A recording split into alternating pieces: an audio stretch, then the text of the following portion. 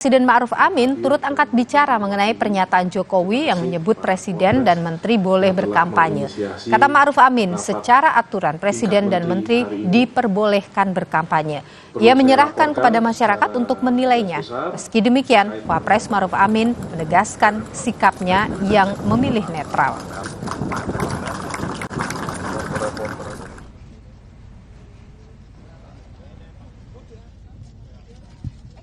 Ya, saya kira soal presiden, saya kira sudah jelas ya.